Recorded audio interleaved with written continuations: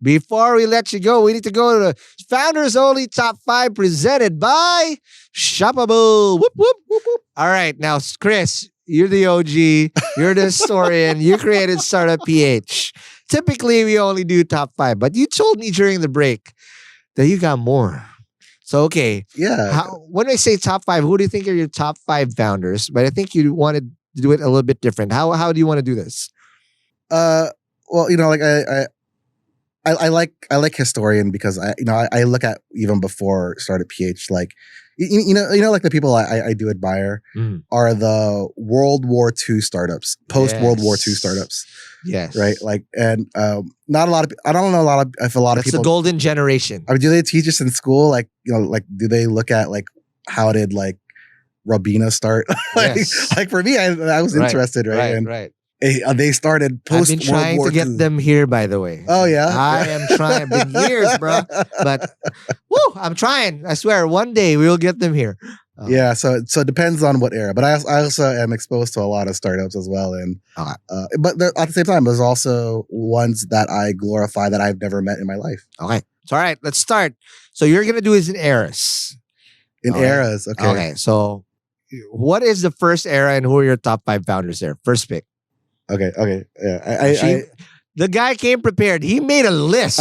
I'm an older fellow. Okay. So I know I look young, but Sir Tito Chris. I'm an older fellow. So. Okay. This era, first era, is this the post World War II era? What is this? I'm going to call this the post World War II era. Why is that? All the way to before Startup PH. Okay. Right? Why did you bunch them all here? Just so that there's context. So one of the biggest reasons is.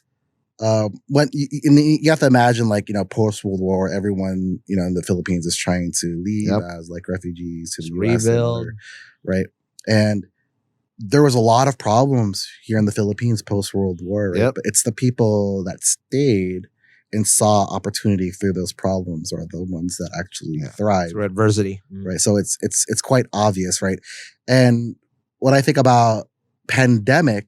Right. It seems like a very similar scenario, right? Where people are, either running away or, going somewhere else. And, there's the people who are left and thinking about, seeing opportunity in the pandemic, right? And things like that. Those are the people who will also thrive. So I think there's because you have to know your history, right, in order to not repeat it, but also learn from it, right? So these are, let's just start the OGs, just like Chris, pre-tech. Okay, so who are your OGs? First pick. UP is gonna love me. Okay.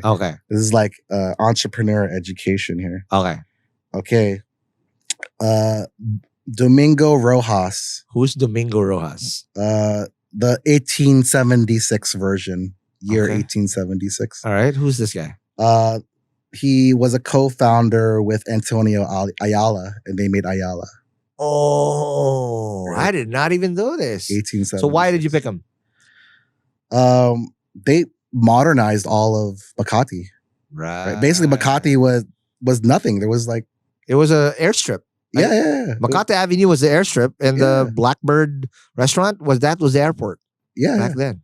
And then so they saw this thing and they're like, oh wow, there's a lot of things we could do with this, right? And that they took a huge risk. Like imagine property, right? I mean I know it was relatively cheap, but it's still relative to the earnings there. So everything's really relative. But they took a huge risk. They invested in the Philippines, right? Versus I'm pretty sure they had money before, versus running and keeping it, holding it tight. But they really invested in the growth of the Philippines. All right, sounds good. And then that's where everybody is, going to Makati, with the traffic. They're the originators of traffic. They're the ones who saw vision. They had a great vision. All right, second pick. To say, John Gokongwei. Yep. Yeah, the 1954 version. Okay. Yeah. Big John. Big John. Yeah. So, they were the ones who started Robina Corporation, Universal Robina Corporation. URC. And it, I mean, the only context I could have gotten was actually from Wiki and a few older articles that I had to use the time machine for. But apparently, after World War II, they were thinking about restarting all of the basic industries. Right. So one of the things that they started was like the basic corn chip. Right. And snacks. Right. Like, so how would you imagine? I can only imagine, and this is the reason why I love history, is being in that era, right, and seeing all the aftermath and saying, we have to have potato chips. What is our merienda? We don't have potato chips. Wow. Yeah, but too much pandecoco today. Okay. No, but like, okay, like with that said, is there was issues with import export because they had to import the corn. Right. And they were also trying to build their own, cornfields and things like that, right? But post World War II, you have to imagine the hustle of, like, we have a problem. How do we get our Filipino products into Indonesia? I'm like, that's not even a problem. This is the problem. There you go. Wow. I don't even know. I wasn't even sure if they had planes back then. Right. No, they did. And it's just foundational. Amazing. You can just see Summit Group, right? How many Robinson's properties are out there? Oh yeah. That's him. Yeah, okay, third pick. Everyone knows, like JCI knows, Henry C. There you go. Tatang. The 1958 version. I love that. Yeah. What is the 1958 version? Is it Henry? Because people have versions of themselves depending on the decade. So I'm choosing the ones where they actually did Top Dog. Right? Yeah. Okay. Yeah, so Tatang, technically, again, SM Group. So the interesting part of this one was, we all know the story about SM. They started with shoes, but like around this year was the one where they decided to go in, invest in the mall, like just to get the whole property. Right. Like it was a huge risk. Obviously, he had investors, but it takes vision to think about a mall, right? Even when there was already, Shoe Mart, literally. Yeah. All right, fourth pick. Okay, so this is not in like the old days. Okay, right? But I think for the Gen Zs it'll be the old days. Okay, but for us it's like yesterday. Okay, who's this? Dado Banato. Yeah. If you want to listen to him, I've had him on the show, my 100th episode. Yeah. On Hustleshare. And the last two I like, especially Dado, is like they're tech guys. Yep. Right. And they play with the big boys in the US, right? They got companies sold. Yep. Just amazing. And again, son of a farmer. Yeah. Here. Imagine that. Oh my God. He just hustled his way, studied hard, got to the US. It's been a while since I did the research, but it was one of these guys. But I'll tell you my fifth one for this era. Okay. Winston Damarillo. Wow. Yeah. And again, multiple exits. Now I forgot which story I was reading, but it's either Dado or Winston.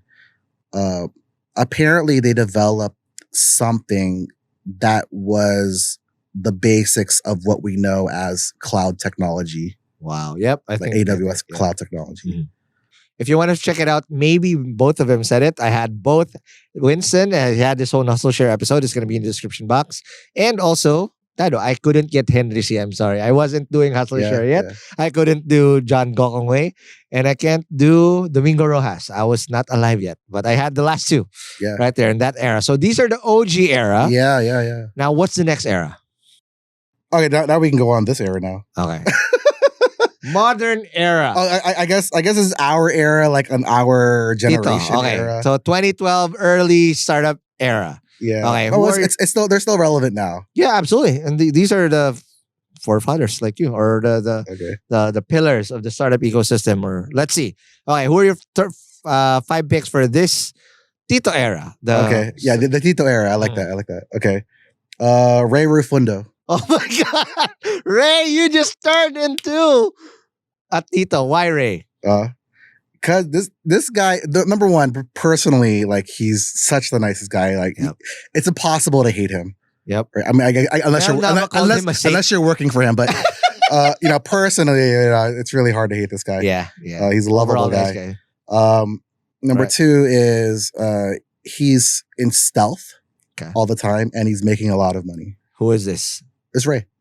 Ah, right. Oh, yeah. You just know it.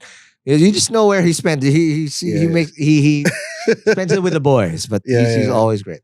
All right, who's your second pick? You know him. You had him on the show. ER. ER role, yeah. Tito ER. Last episode, actually. Why? Really, it's coming from nothing and just getting up to such a high series. Just amazing story. So this is like me. I've never met him personally, Dude, but his story. But again, I love reading the growth and this, like the whole startup stuff. Like, and just seeing how everything's progressing, in terms of founders, right? And just trying to imagine, like putting myself in their shoes and seeing, there's like this level of greatness, right? And I think that's what with our generation is like. Greatness is what we want to achieve. And dude, you're a dad. He almost lost his family. He had almost fallen out with his wife. Yeah.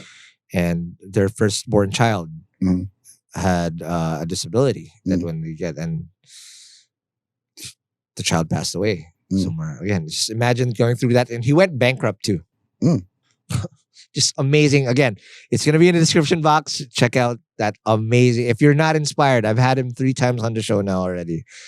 You should. This is easily one of the most inspiring people. And he's just like Ray, super nice guy and super faithful. Yeah. Also.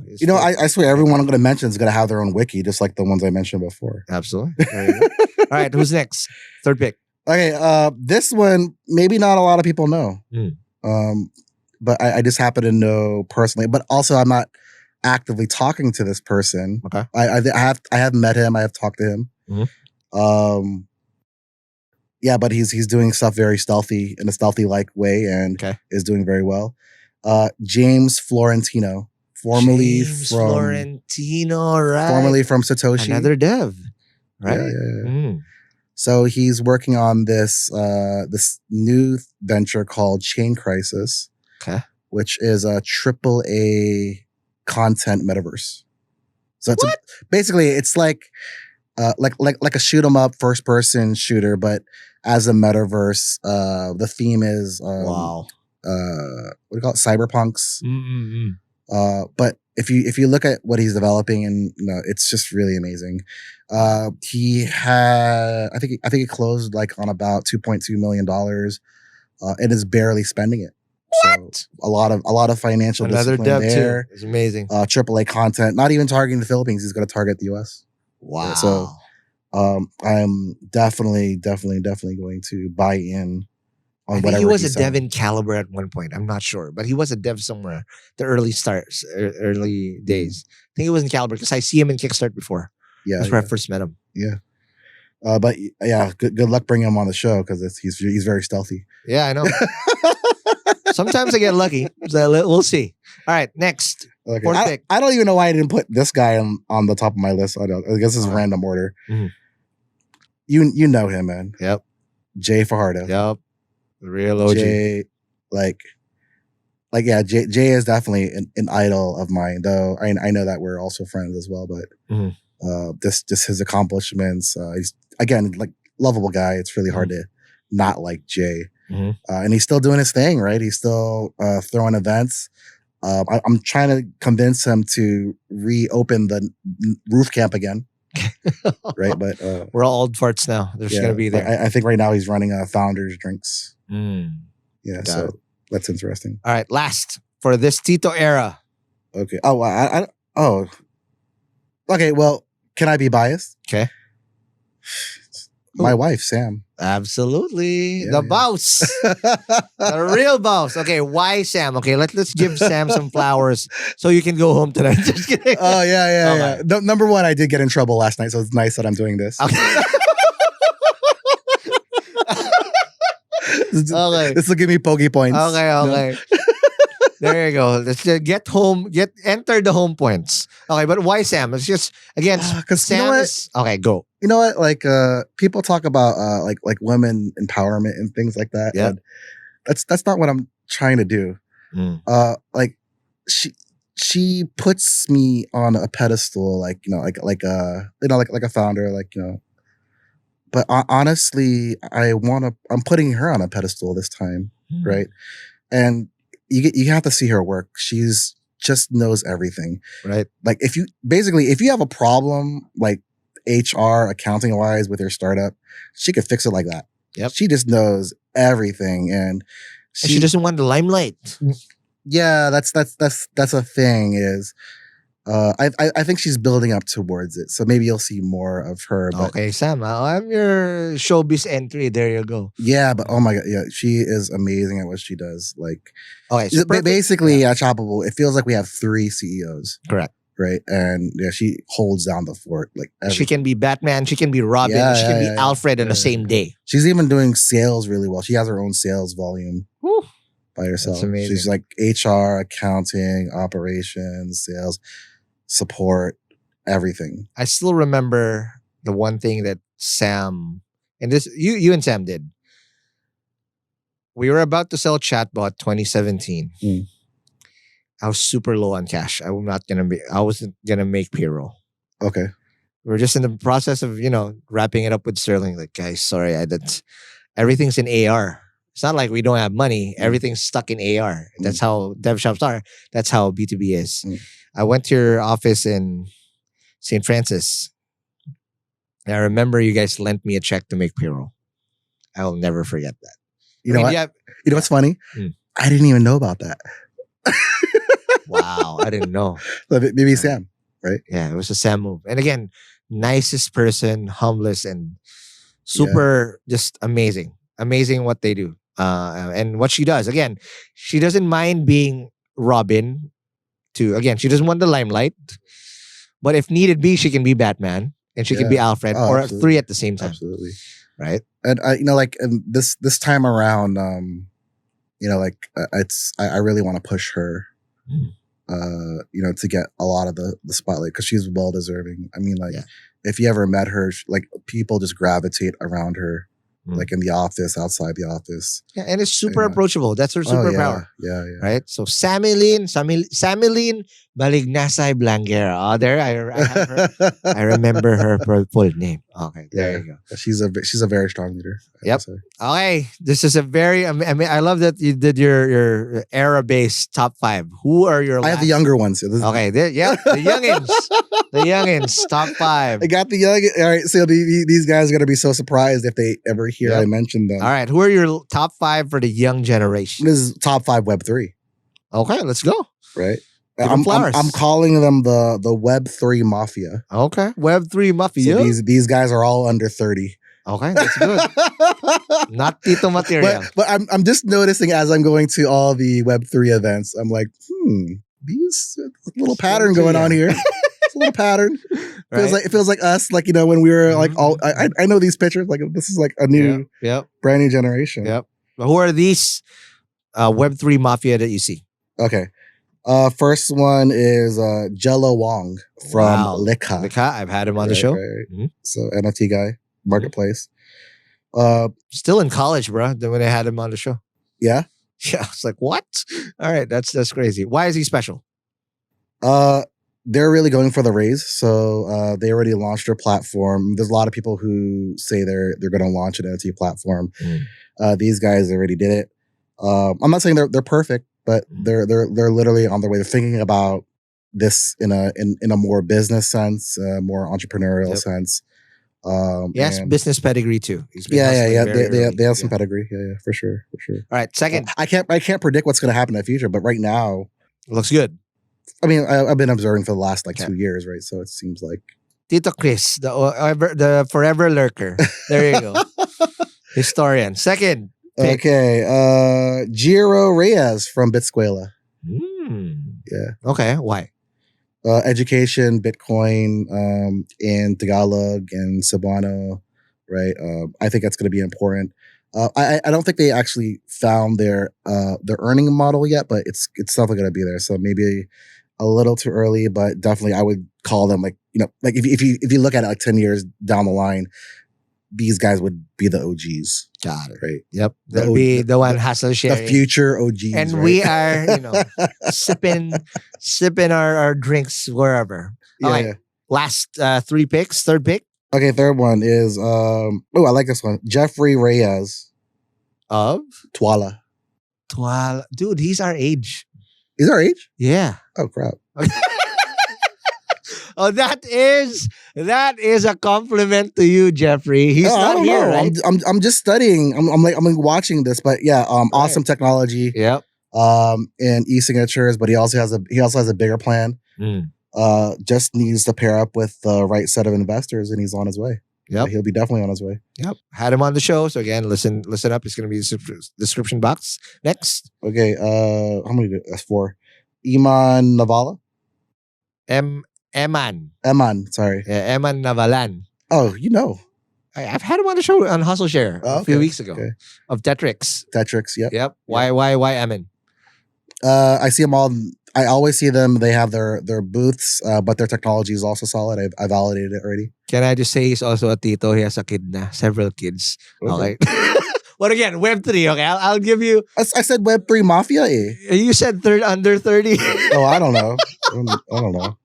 Okay, Eman, you look under 30 now. Okay, very nice. All right. Okay, what's exciting about the Tetrix ecosystem that you see? Honestly, Pitaka is just as good as any of those other wallets. The only difference is that it's here. Got it. Right. But in terms of tech-wise, it can really compare, wallet to wallet, feature by feature. You're asking a dev god right here. So, man, that speaks a lot. Last and final pick. Okay. This one's a tie between Warren Gonzaga and Christian Chiappos. Who are these guys? I've never heard of them. These guys are the founders of Web3 Philippines. Right. What is Web3 Philippines? So Web3 Philippines is almost like a DEF CON. Oh. But for specifically Web3. Got it. Now they have their ups and downs, but they're really bold. Actually, I like this entire group because they're really bold in terms of they've gone through a lot of issues with other startups, right? That are older people that don't understand what they're doing. But I'm like, bro, don't you remember when you were their age? We were doing the exact same things. Just because you say it's not mannerism, it's not proper. Yeah. But yeah, they're all really bold. Correct. And they'll just do stuff and then say sorry later. But I love it. But it's a quality of the founder. You have to be brazen about those things. Yeah. And I don't think a lot of people understand that that's actually a good trait for an entrepreneur. Is fuck rules, man. Yeah, just see how far you can go, right? And especially in a new space like Web3, right. Absolutely. Go all the way. What are the rules? You make the rules. Yeah, exactly. Right. Thank you so much for watching Hustleshare on YouTube. If you like this video, please don't forget to like, comment, and subscribe to this channel to get more content like this. And to get the full audio episodes of Hustleshare and Founders Only, subscribe to our podcasts at Spotify, Apple Podcasts, or wherever you get your podcasts.